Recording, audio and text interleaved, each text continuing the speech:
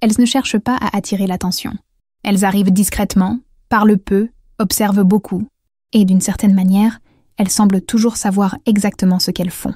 Elles ne se mettent pas en avant, ne cherchent pas à prendre de la place, n'ont pas besoin de s'affirmer. Mais plus on les observe, plus on réalise. Ces femmes ont quelque chose en commun, et ce n'est pas seulement l'argent. Ce qui m'a frappée, c'est la sérénité avec laquelle elles prennent des décisions. La légèreté avec laquelle elles gèrent l'argent, le quotidien, les choix, et surtout, les habitudes silencieuses qui soutiennent tout cela. C'est dans leur silence que j'ai appris. J'ai appris que la vraie richesse ne fait pas de bruit. Elle construit des fondations. Et que ce sont justement les habitudes que personne ne voit qui tiennent tout debout. Aujourd'hui, je partage ce que j'ai vu. 7 comportements récurrents chez des femmes vraiment riches. Pas seulement financièrement, mais aussi dans leur posture, leur vision et leur conscience. Si ce sujet t'intéresse, abonne-toi à la chaîne, laisse un like et viens découvrir pourquoi les femmes les plus riches sont justement celles qui ne semblent rien avoir à prouver. Habitude 1. Elles traitent l'argent avec neutralité, jamais avec émotion. La première chose que j'ai remarquée, c'est leur manière de parler d'argent. Sans drame, sans gêne, sans ostentation. C'était presque chirurgical, comme si parler d'argent était comme parler du temps, de l'agenda ou de planification, naturel, direct, sans tension. Alors que beaucoup de gens considèrent l'argent comme un ennemi ou un sauveur, elles le voient comme un outil. Ni plus ni moins. S'il y en a beaucoup, tant mieux. S'il y en a peu, on ajuste. Mais sans panique, sans euphorie, sans impulsivité. C'est là que j'ai eu le déclic. Le problème n'a jamais été l'argent. C'était l'excès d'émotions que je lui attribuais. Je dépensais pour me sentir acceptée. Je culpabilisais quand j'économisais. Je voulais me faire plaisir après une semaine difficile, même sans en avoir les moyens. Et chaque fois que mon solde baissait, mon estime de moi suivait. Elles ne fonctionnent pas comme ça. Elles ne confondent pas leur valeur personnelle avec leur compte en banque. Elles savent combien elles gagnent, combien elles dépensent, combien elles économisent. Et elles le font avec légèreté, parce qu'elles ne transforment pas chaque chiffre en mélodrame. C'est l'une des habitudes les plus difficiles à adopter, parce qu'elle exige une maturité émotionnelle. Mais quand on apprend à gérer l'argent sans le laisser influencer son humeur, on gagne en sécurité. Et on gagne aussi en richesse. Commente. Je traite l'argent avec maturité. Si toi aussi tu as compris que ta relation avec l'argent en dit bien plus sur toi que les chiffres eux-mêmes. Habitude 2. Elles évitent l'excès dans tous les domaines. J'ai remarqué quelque chose de curieux. Aucune de ces femmes ne vit dans l'excès. Elles n'accumulent pas d'objets, de rendez-vous ou de conversations inutiles. Elles vivent avec une clarté impressionnante. Et cette clarté se reflète partout, de leur maison à leurs relations, de leur dressing à leur agenda. Au début, je pensais que ce n'était qu'une question d'esthétique. Mais avec le temps, j'ai compris que c'était une stratégie. Elles savent que l'excès embrouille, alourdit et détourne. Et pour grandir, on a besoin de légèreté pour penser avec clarté. Alors que beaucoup remplissent leur quotidien de tâches inutiles, leur armoire de vêtements jamais portés et leur cœur de promesses non tenues, elles font l'inverse. Tout ce qui entre dans leur vie a un but. Tout ce qui y reste a une fonction. Il n'y a pas de place pour ce qui ne soutient pas la personne qu'elles sont en train de devenir. Je l'ai vu jusque dans leur rapport aux achats. Elles n'achètent pas sur un coup de tête. Elles ne courent pas après la dernière tendance. Elles achètent avec intention, avec conscience et sur des bases solides. Et ce n'est pas une restriction, c'est de la liberté. Éliminer l'excès leur a donné du temps, de l'énergie et de la concentration. Et c'est là que j'ai compris. La vraie richesse a besoin d'espace. Et cet espace n'est pas physique. Il est mental, émotionnel, stratégique. Commente. Je suis en train d'éliminer les excès de ma vie. Si toi aussi tu as compris que la légèreté est une condition préalable pour construire quelque chose de grand et de stable. Habitude 3. Elles ne s'expliquent pas, elles s'affirment. L'un des aspects les plus marquants que j'ai observé chez ces femmes, c'est leur manière de s'exprimer. Elles ne demandent pas la permission. Elles ne tournent pas autour du pot. Et surtout, elles ne justifient pas excessivement leur choix. Alors que beaucoup passent du temps à expliquer pourquoi elles ne vont pas à tel endroit, pourquoi elles n'achètent pas ceci, pourquoi elles ont fait un autre choix, elles se contentent de dire « ce n'est pas pour moi en ce moment » et elles passent à autre chose. Sans drame, sans besoin d'être comprise. Au début, cela me déstabilisait. Moi qui avais l'habitude de vouloir être approuvée, perçue comme gentille, flexible, compréhensive, je les voyais poser des limites avec élégance, sans devenir dure. C'était une fermeté silencieuse. Ce n'était pas de l'arrogance, c'était de l'assurance. J'ai compris que les personnes qui ont de la clarté n'ont pas besoin de convaincre qui que ce soit.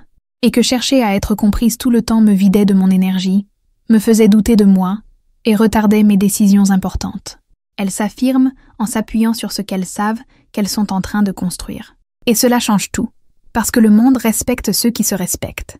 Depuis que j'ai commencé à appliquer cela, j'ai arrêté de m'épuiser pour ce qui ne mène nulle part. Et mon énergie a commencé à œuvrer pour ce qui compte vraiment. Commente. Je n'ai pas besoin de m'expliquer pour m'affirmer. Si toi aussi tu as compris que la fermeté n'a pas besoin de crier, mais qu'elle a une présence que personne n'ignore. Habitude 4. Elles investissent avant même que cela semble possible. C'est à ce moment-là que ma perception a complètement changé. Parce qu'en regardant de l'extérieur, on aurait dit qu'elles avaient commencé à investir seulement une fois qu'il restait de l'argent. Mais en observant bien, j'ai vu l'inverse. Ces femmes ont commencé à investir quand cela semblait encore trop tôt, trop peu, voire impossible. Elles n'ont pas attendu le salaire idéal. Elles n'ont pas attendu de tout comprendre. Elles n'ont pas attendu que la peur disparaisse. Elles ont agi en fonction de ce qu'elles voulaient construire, et non de ce qu'elles vivaient à ce moment-là. Un jour, l'une d'elles m'a dit « Je n'investis pas parce que je suis riche. Je suis riche parce que j'ai commencé à investir avant que ce soit le bon moment. » Cette phrase a résonné en moi pendant des semaines, parce que j'ai toujours cru qu'il fallait d'abord tout régler avant de penser à faire fructifier. Mais elle pense différemment. Pour elle, investir n'est pas un luxe, c'est un pilier. C'est un choix conscient qui protège l'avenir et structure le présent. Même en commençant petit, elle reste constante. Et cette constance silencieuse, que personne ne voit, est ce qui construit un patrimoine qui n'a pas besoin d'être exhibé, mais qui offre de la liberté. Aujourd'hui, je comprends. Attendre qu'il reste est le plus grand retard qui existe. Celles qui comprennent cela commencent avec ce qu'elles ont. Commente. J'investis avant que cela semble possible. Si toi aussi tu as compris que construire la richesse ne commence pas quand il reste, mais quand on décide. Habitude 5. Elles ne laissent jamais l'argent s'occuper d'elles. Ce sont elles qui s'occupent de l'argent. Une chose est devenue très claire pour moi. Ces femmes n'attendent pas que l'argent résolve les choses. Elles ne délèguent pas, n'ignorent pas, ne laissent pas les choses aux mains de leur partenaire, de la chance ou des bonnes périodes. Elles sont responsables, et cette responsabilité silencieuse est ce qui leur donne tant de liberté. C'est comme si chacune d'elles avait une centrale de commande invisible. Elles savent ce qui entre, ce qui sort, ce qui peut être coupé, ce qui rapporte. Et le plus impressionnant, elles font tout cela sans lourdeur, sans excuse, sans peur. Elles ne disent pas « je suis nulle en chiffres » ni « je dépense trop », parce qu'elles comprennent que ce ne sont pas des identités, ce sont des comportements. Et les comportements, on peut les changer. J'ai réalisé qu'en fait, pendant des années, j'ai laissé l'argent s'occuper de moi. Quand j'en avais beaucoup, je vivais bien. Quand j'en avais peu, je devenais complètement désorganisée. C'était lui qui dictait mon humeur, ma confiance, mon autonomie. Ces femmes font l'inverse. Elles dirigent. Elles dessinent ce que chaque euro va faire. Elles n'ont pas peur de regarder un tableau Excel, d'ouvrir un relevé bancaire, d'ajuster ce qui doit l'être. Aujourd'hui, je comprends que ce n'est pas du contrôle excessif. C'est du leadership. Et celles qui s'occupent de leur argent en conscience transforment chaque centime en un pas de plus vers la liberté. Commente. C'est moi qui gère mon argent. Si toi aussi tu as compris que la richesse commence quand tu cesses de fuir ta propre autonomie financière. Habitude 6. Elles ont des objectifs invisibles qui guident des décisions visibles. Elles ne parlent pas tout le temps de leurs objectifs, mais tout en elles montrent qu'elles sont guidées par quelque chose de plus grand. On le remarque dans les noms qu'elles prononcent, dans la manière dont elles choisissent où dépenser, où aller, avec qui se connecter. Rien n'est laissé au hasard, même si ça en a l'air. C'est là que j'ai compris. Ces femmes ont des objectifs invisibles, des objectifs que personne n'a besoin de connaître, mais qui façonnent chaque pas. Et c'est pour ça qu'elles ne se perdent pas dans les comparaisons, ne tombent pas dans les pièges de la validation, et ne vivent pas en mode « on verra bien ». Pendant que moi, j'écrivais mes résolutions en janvier pour les oublier en février, elles agissaient, silencieusement, avec concentration. J'ai compris que ces objectifs n'ont pas besoin d'être postés ni annoncés. Ils doivent seulement être respectés par soi-même. Aujourd'hui, chaque fois que je prends une décision, je me demande « est-ce que cela sert la vie que je construis ou juste l'anxiété que je ressens ?» Elles m'ont appris cela par l'exemple. Et cet exemple m'a aidé à garder mon énergie là où c'est important, mon esprit là où ça a du sens, et mon argent là où il rapporte. Avoir des objectifs invisibles, ce n'est pas cacher son jeu. C'est protéger ce qui est précieux. Parce que quand la graine est encore en train de germer, elle a besoin de silence et de constance. Commente. Mes objectifs influencent déjà mes choix. si toi aussi tu as compris que le chemin vers la richesse commence bien avant que les résultats n'apparaissent. Habitude 7. Elles ont une paix qui ne dépend pas du montant sur leur compte. Ce qui m'a le plus impressionné, en fin de compte, ce n'est pas ce qu'elles possédaient. C'est la tranquillité avec laquelle elles existaient. Elles ne semblaient ni anxieuses, ni sous pression, ni obsédées par le contrôle. Elles étaient présentes. Et leur confiance ne venait pas de leur compte en banque, elle venait de l'intérieur. C'est là que j'ai compris. La femme silencieusement riche construit sa paix avant de construire son patrimoine. Parce que, si l'esprit reste chaotique, même la richesse n'apporte aucun soulagement. Et si les émotions restent instables, même l'argent devient un problème. Ces femmes m'ont appris, sans parler, que la stabilité émotionnelle précède la liberté financière. Elles ne réagissent pas de manière impulsive. Elles ne prennent pas de décisions guidées par la peur. Elles savent attendre, observer, agir avec fermeté.